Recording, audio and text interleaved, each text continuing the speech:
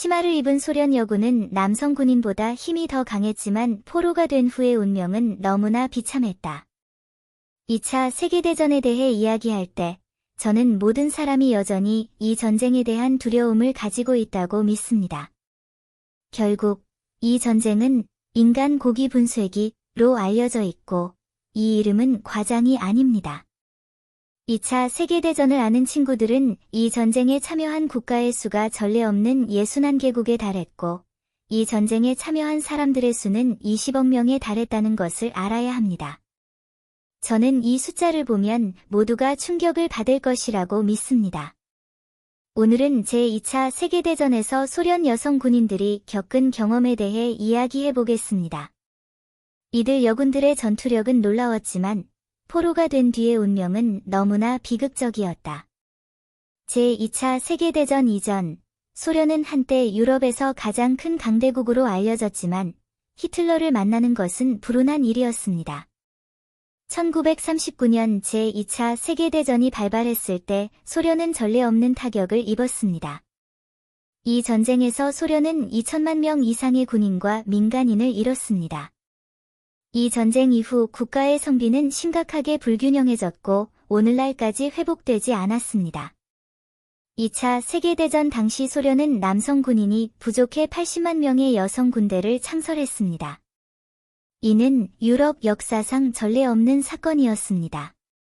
유럽의 전통은 일반적으로 여성이 전장에 가는 것을 허용하지 않으며 군대에 입대하더라도 전선에 가지 않는다는 것을 알아야 합니다. 그러나 2차 세계대전 중 소련은 여성 군대를 창설했을 뿐만 아니라 이 여성 군대를 전장에 파견했습니다. 제2차 세계대전 당시 소련 여성 군인에 대해 알고 있는 친구라면 소련 여성 군인들이 전쟁에서 매우 용감했으며 일부 여성 군인의 전투 능력은 남성 군인을 능가하기도 했다는 사실을 알고 있을 것입니다.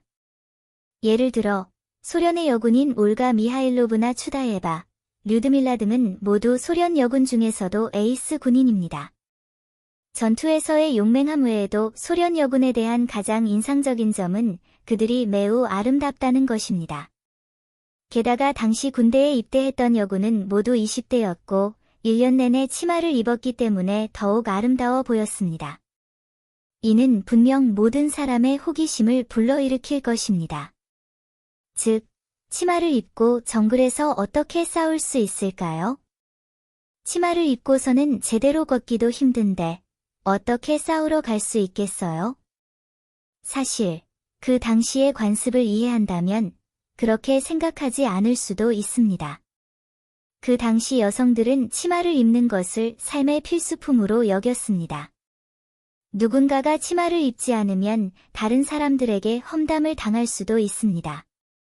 바지를 입는 것은 1950년대 이후에야 유럽에서 유행했다는 것을 알아야 합니다. 가브리엘 샤넬의 영향으로 바지는 점차 여성들의 일상복의 일부가 되었습니다. 그러니 이걸 이해한 후에는 왜 소련 여성 군인들이 싸울 때 치마를 입었는지 알게 되셨을 겁니다. 소련 여성 군인들이 전쟁 중에 치마를 입었던 이유에 대해 이야기한 후 전쟁에서 포로로 잡힌 소련 여성 군인들의 운명에 대해 논의해 보겠습니다. 많은 여성 군인들은 포로가 된 후에 남성 전쟁 포로들보다 훨씬 더 비참한 운명을 겪었습니다. 역사 기록에 따르면 많은 소련 여성 군인들이 독일군의 성적 만족을 위한 도구가 되었습니다. 그들은 약탈당한 후 고문을 받아 죽었습니다. 일부 여성 군인들은 독일군의 가혹한 고문을 견딜 수 없어 자살을 선택했습니다. 다른 여성 군인들은 독일군의 유혹을 이길 수 없어 반항했지만 독일이 항복한 후 그녀들도 그들이 받아 마땅한 처벌을 받았습니다.